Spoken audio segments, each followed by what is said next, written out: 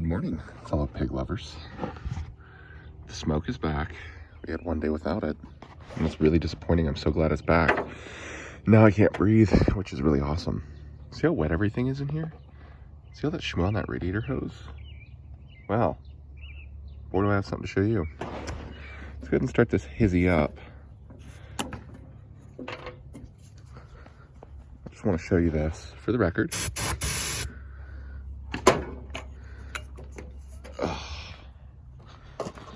I love the smell of ether. It smells so good.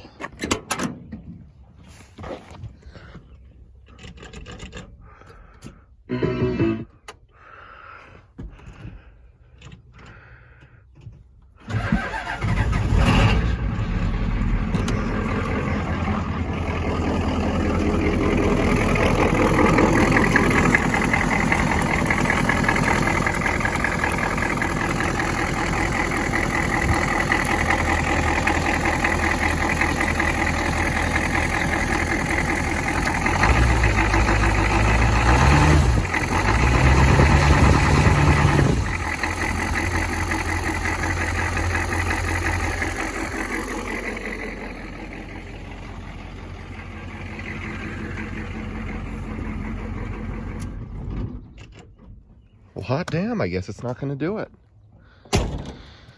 Basically, what happened is the old fuel pump started leaking through the hole where this pin is. So, looks like we get to take the fuel pump out and replace it. Oh yeah. I think that's the carburetor number, something like that. Or the fuel pump number, rather, lift pump.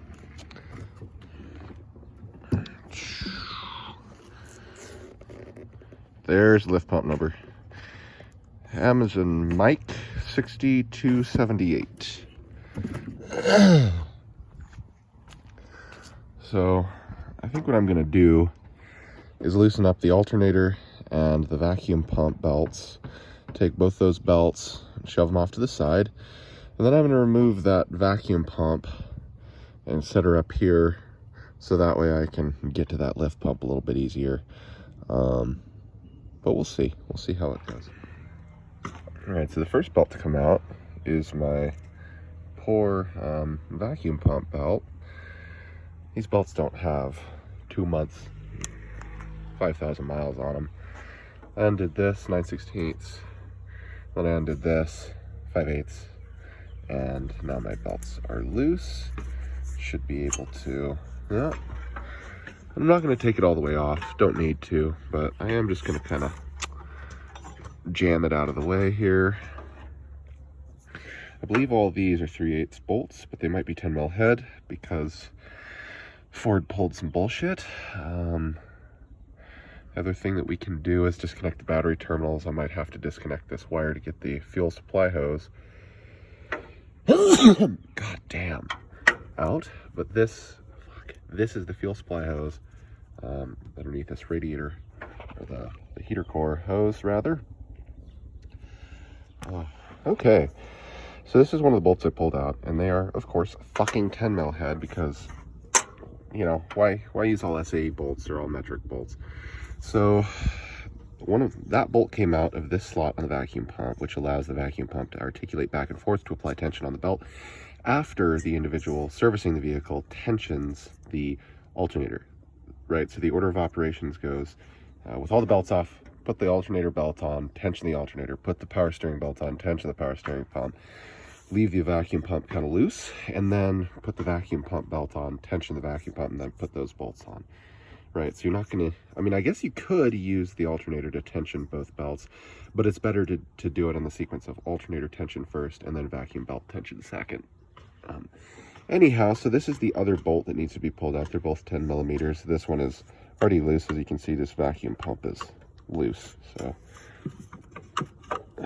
yeah, pull those two out, set her up to this or off to the side, and you'll have better access. All right, now that you have pulled your vacuum pump, or maybe you haven't, maybe you're just watching this because you want to watch me struggle, or because you need to be entertained, and I understand that. You know, we live in a disgusting society that prioritizes entertainment, consumption, and production over other basic human needs. And you know what? That is fun. I enjoy that. And I like being complicit in a system that does that, among other things. But anyhow, so once you've done that, you're going to want to take this nut loose while the pump's still mounted up. I believe this is a 3/4 and this is a 5/8. And then you'll also want to undo this stint of rubber soft line from the pump. I'm probably going to undo it at both ends because it's just going to be easier to kind of get at it. Then once you have those off, you can undo the 2 bolts retaining the pump into the engine block, pull it out, and then slide the new pump in and put everything back together. It shouldn't be too bad, but I'll let you know how it goes. You're going to want, well, for the old one, I don't know that it matters because it's a broke piece of shit.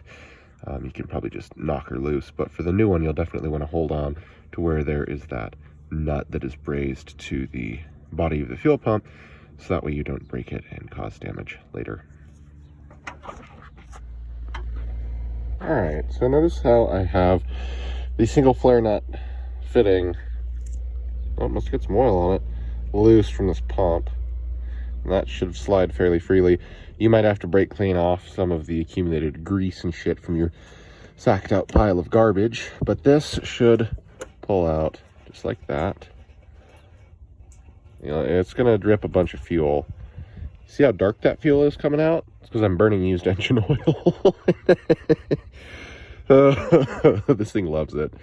Anyhow, the next thing that I'm going to do is take a pair of locking jaw pliers, spring-loaded lock jaw pliers, and I'm going to clamp this rubber line, and then I'm going to loosen this fitting. Although I might not do that because I've already taken all the fuel out of here and it's not a gravity feed system, so I don't think you have to. I'm probably just going to take this single fitting, or this single hose clamp loose, and use a pair of pliers to pull this guy off. I'll show you that when it's done. Alright, so once you have that hose clamp loose, as you can see I've got one dangling loose right here. What I do is I take a pair of adjustable jaw pliers and I grab a hold of this guy, wrench her back and forth, and then if you have a pick, I would recommend taking a pick and hooking around, god damn it, hooking around this guy and trying to pry it off. Fuck the smoke. But since I don't have that luxury, we're gonna have to improvise.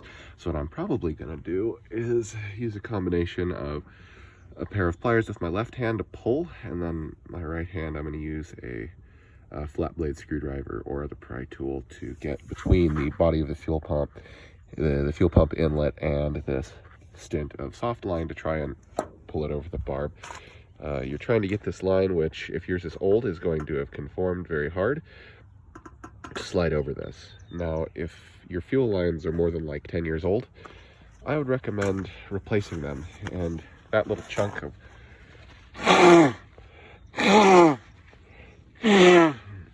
soft line is not going to be expensive. That is probably 10 cents of line.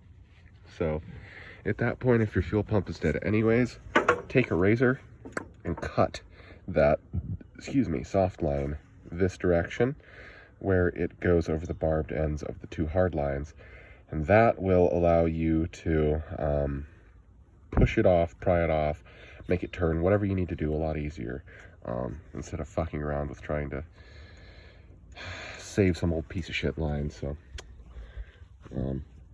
yeah, this is the flat blade screwdriver I was using to loosen up that hose clamp, and then I've already got her loose, so we're going to proceed from there. Alright, so as you can see, I have 2 3-inch extensions on my 3/8 drive ratchet, and then there's a 9/16 shallow well socket on there. I think it's 12 point. And then you're just going to loosen each of these bolts. Well, actually it's a threaded cap screw because there's no nut accompanying it, but I'm not here for pedantics. Kind of a pain in the ass without my swivel extensions. Getting used to living in luxury. Getting uppity. Anyhow, hopefully I dropped that bolt somewhere that I can't find it. That would be really awesome. So yeah, once it's loose, pull everything out. 2 bolts that go through the holes here. This threaded cap screw goes towards the back, and this one in this hole goes towards the front. Now, you'll notice that the armature that actuates the diaphragm of this fuel pump is compressed right here. So whenever you're inserting this fuel pump, you want to go underneath of the camshaft, so that way the cam lobe can come around and hit on this surface. And I'm probably going to put a little grease of some kind on here just to lube up this armature, so that way it's not dry. It's not going to matter. It's going to get soaked in oil anyways. Oh, we should check the oil level in this. It hadn't burned as much the last go around as I thought it was going to. My suspicion that's because it was, holy fucking shit, pumping diesel fuel into my crankcase. Well, we'll check that oil level. I'll let you know. Okay, thankfully no, it just burned a bunch of oil. But that's something to look out for with this. If the diaphragm of your fuel pump fails, or if a seal fails or something like that, I'm not quite sure the internal anatomy of these diaphragm style lift pumps, but if they fail, they can force diesel fuel or gasoline into your crankcase, and they can dilute the oil, which can cause the engine to spin a main bearing. It can cause the engine to spin a rod bearing. It can damage cam bearings. It can damage lifters, especially roller lifters. Flat tappet lifters, because it relies on lubricity of the oil between the cam lobe and the face of the tappet. And it will damage piston rings, but mostly, and most quickly, it will cause a bearing to spin and score. So definitely check that. And if your oil smells like whatever fuel you're burning, then you'll want to change your oil after this. All clear. So notice how far out this bolt, or this threaded cap screw is from the body of the fuel pump and from the engine block. That is all the way unthreaded, and this is a pretty shallow 9/16. But notice that the depth of that 9/16 is greater than the distance between the body of the fuel pump and the head of the threaded cap screw. So what I did was I loosened both sides about halfway, and then I loosened both threaded cap screws about half of their threaded length, so that way it was sitting like right there instead of all the way out. And that allowed me to pull the fuel pump out, so that way I can actually get that ratcheting wrench and extension and socket setup onto the back threaded cap screw, without having the threaded cap screw jam the shoulder of this socket between its head and the body of the fuel lift pump. So that's what I would recommend doing. It's kind of a bear to get back there, and of course that fucking bolt's being stubborn. So yeah, pain in the ass, but that's cool. Maybe I'll have to go walk to the store to get a tap and clean that hole out, because yeah, love that. All right, so as you can see, the fuel lift pump is no longer in here.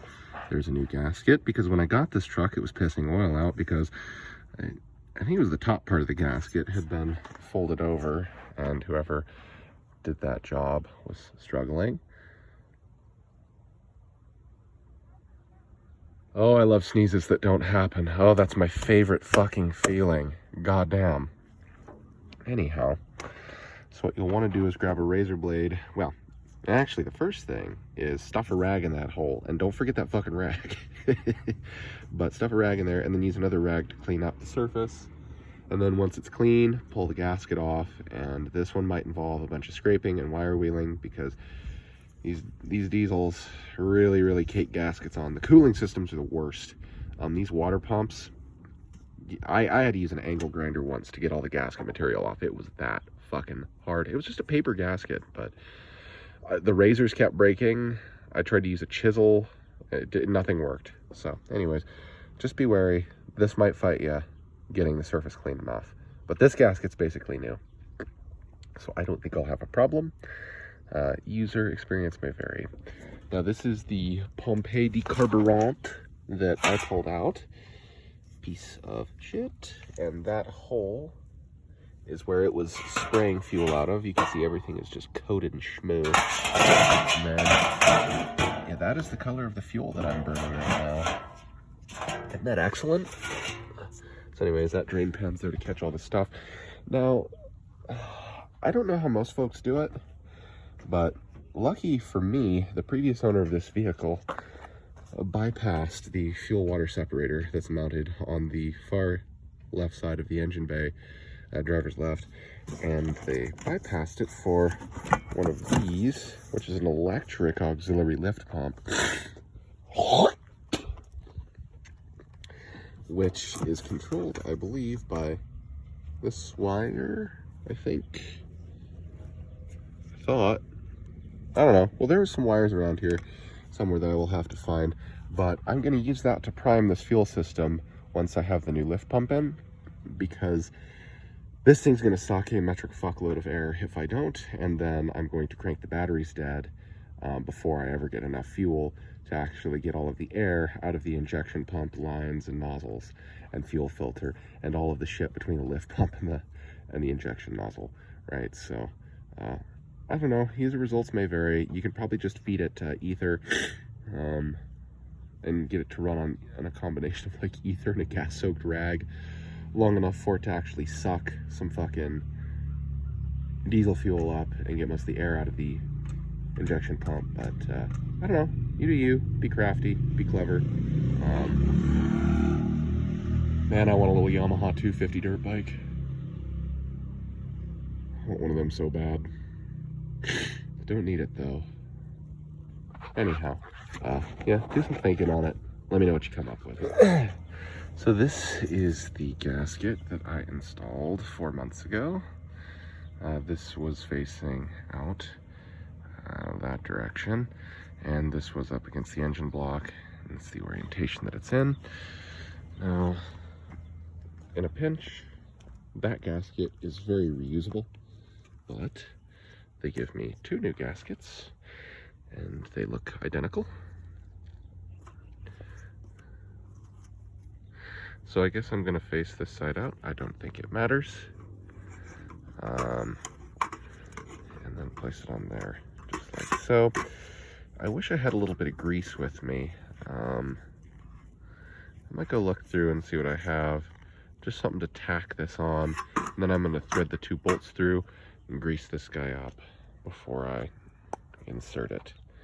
Another thing, when you're pulling that lift pump out, you'll be able to feel whether or not it's on the cam lobe by when you pull it out. If it gets shoved down like that, it means that the cam lobe was pressing against that rocker. If you can just kind of pull it in and out, it means that the cam lobe was up and off of the actuating arm, or the rocker arm that controls that fuel lift pump. Anyhow,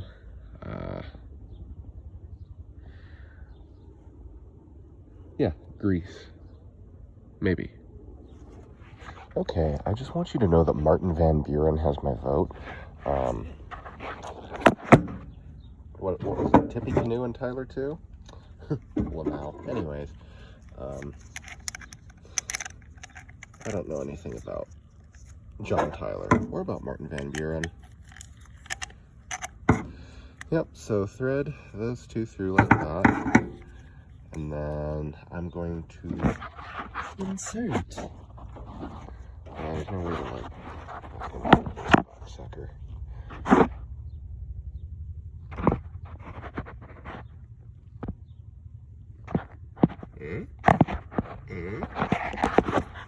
That maybe.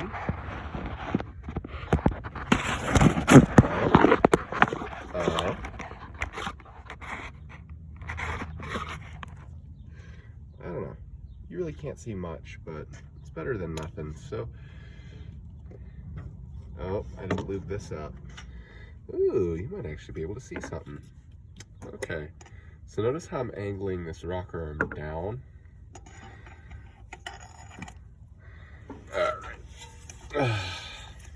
Try and hold on to the bolts, and then this soft line's gonna be in the way. Move that up and out of the way. And then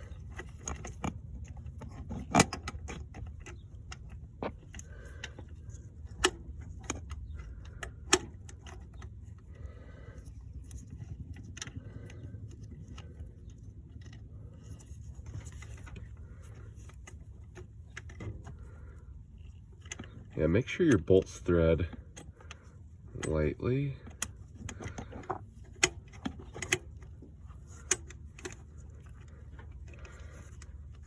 Oh yeah, and then one other thing that you'll want to make sure of is that your lift pump makes the noise of pumping. I like pumping.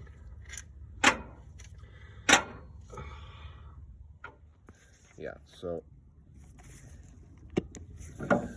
go ahead and kind of grip her like this.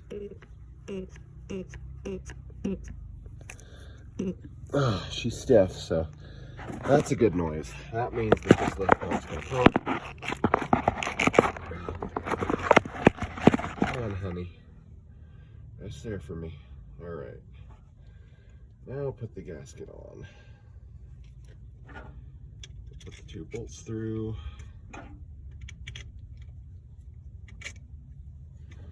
And then go ahead and smear a little oil on that tip. And pop her down. Switch hands. Move that soft line up and out of the way. And then, yeah, just like so. My nose is actively dripping right now. That drip right there just came out of my nose. I hate when it gets like this outside. This is miserable, miserable smoke.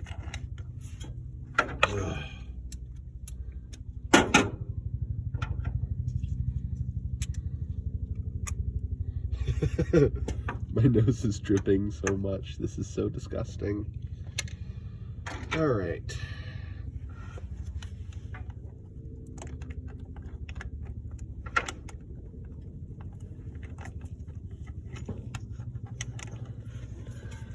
Oh, come on, honey.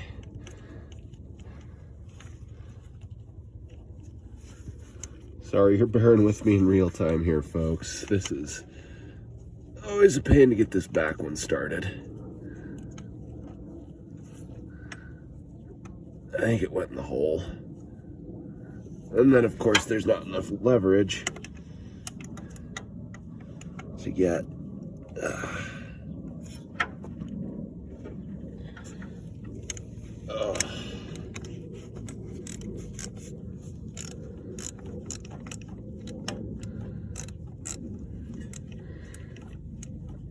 But yeah, so long as you come up and under, you're not going to get the fuel lift pump rocker arm jammed over top of the cam lobe, and then that would break your lift pump, and it would probably send that rocker down into your oil pan.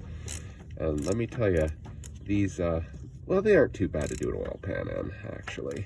You just lift the engine up a couple, 3 inches, and then the oil pan comes right out.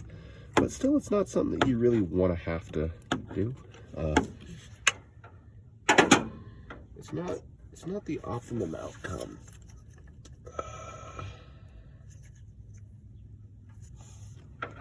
Okay, well, I'm gonna fuck with this a while longer. I'll let you know how it goes. All right, you know how snug I get it? I get it about like that. I'm not left-handed, but I've done this long enough. I kind of have to feel with my left hand, and then both are tight like that. All right. So now I'm gonna put the soft line on first, and then I'm dick with hard line. My hard line is gonna be nice because I replaced a chunk of it with the soft line. Ford decided in their infinite wisdom to use these things called fuel olives. Unless you know, you're not gonna know what to look for. There were 2 of them here. There's one here and there's one here. And I go over this in my fuel supply and return solution video.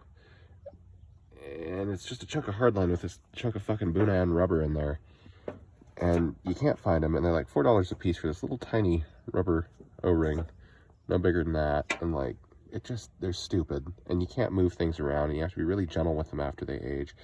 So I went through and got rid of all those, and now I have a very loose and mobile fuel supply line, which is how I would recommend doing it. Of course, it takes a while to find all the components, but it works pretty well.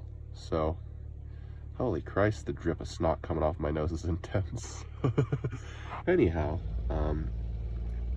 yeah, soft line first, then hard line. Okay, so I have this line tight, or this hose clamp, and you want to get her reasonably snug. Not so much that you're going to break that line, but you definitely want to get her snug. And then this guy, hopefully just thread it in, and that's about all the more she needs. Saw that little bit of flex in the body of that fuel pump, that fuel lift pump. That's enough, right? Again, just to look at it. Yeah, you don't really want to be torquing super hard on that. If you need, get a set of line wrenches. The Craftsman ones are halfway decent. A set of Snap-on or Matco are really nice, but, well, we aren't all made out of money. I get a lot of, well, this is all my truck set of stuff. I run mainly Craftsman, just because that's fairly middle of the road, you know.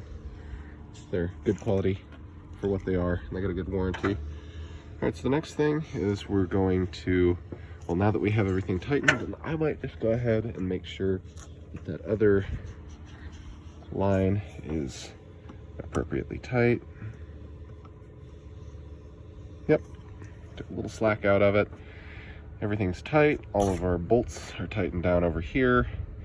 Go through and make sure of that if you aren't.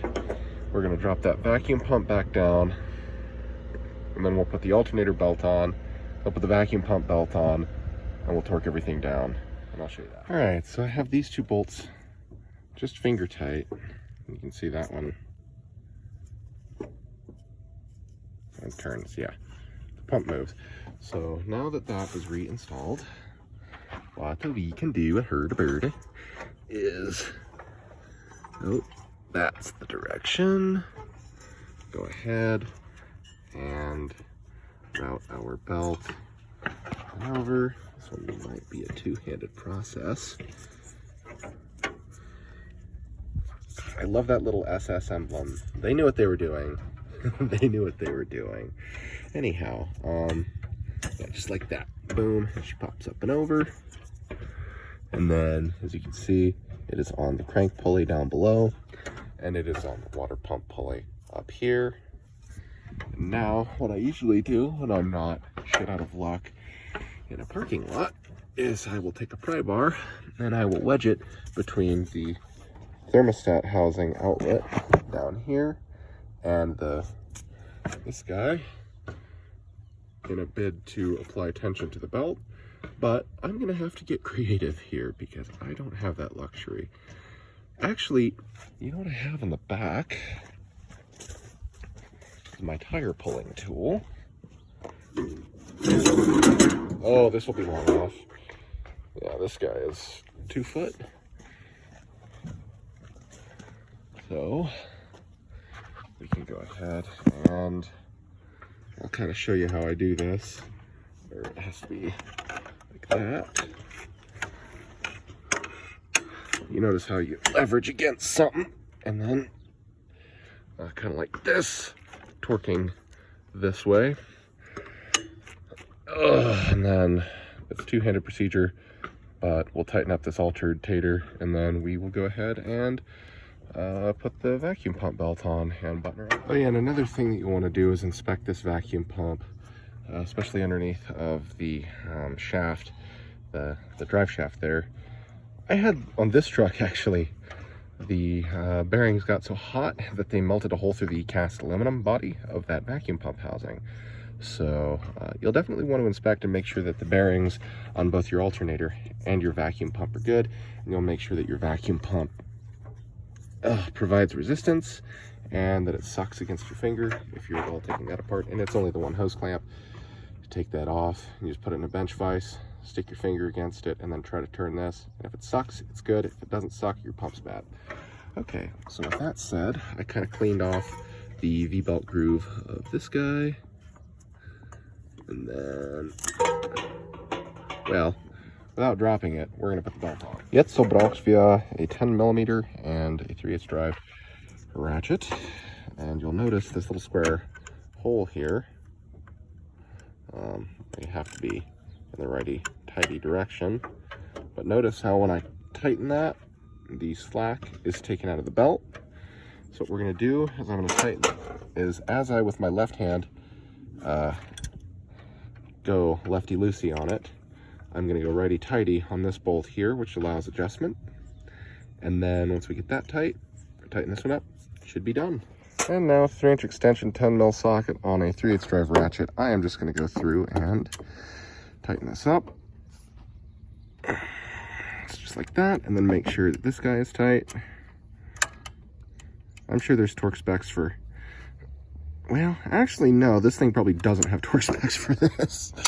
There's only very select torque specs for this truck, and I have all the factory service manuals, so quite funny.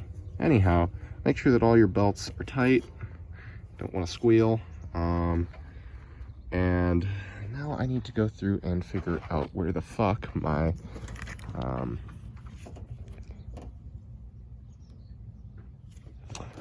I think these are for this. Yeah, okay. So this wiring loom, I have no clue which one is power and which one is ground. Funny. I don't think it really matters.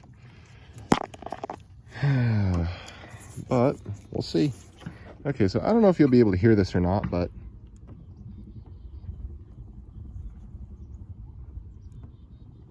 that little pump's going down there.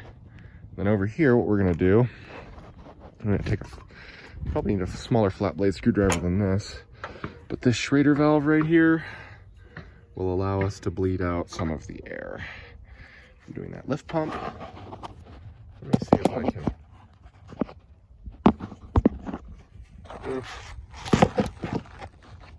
Maybe you can see that. Okay, yep, she's squirting fuel. That's good. And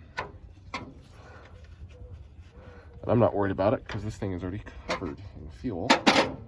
So, go ahead and recap that. And then I'm going to give this thing a little bit of ether, and we're going to try to start it.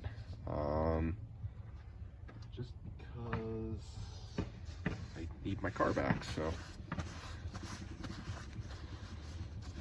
The woes. I've also got to fix a brake leak in this thing, and whatever else, so. Alright, so now that we have everything back together, let's go ahead and give her a snort of the good stuff. A little passage from the good book. Doot doot doot doot doot.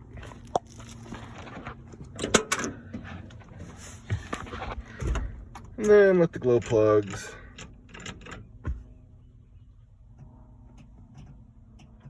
One of them fucking glow plugs.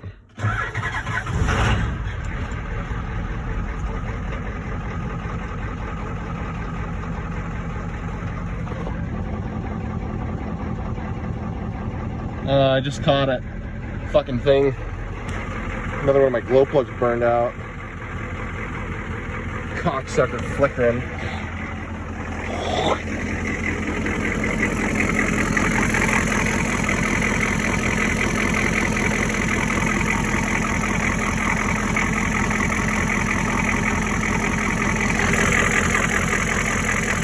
Alright, well, she started right up, so just gonna let her run for a minute here.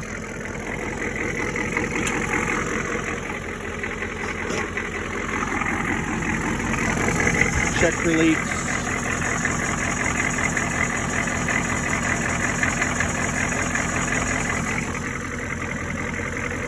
Check the tank.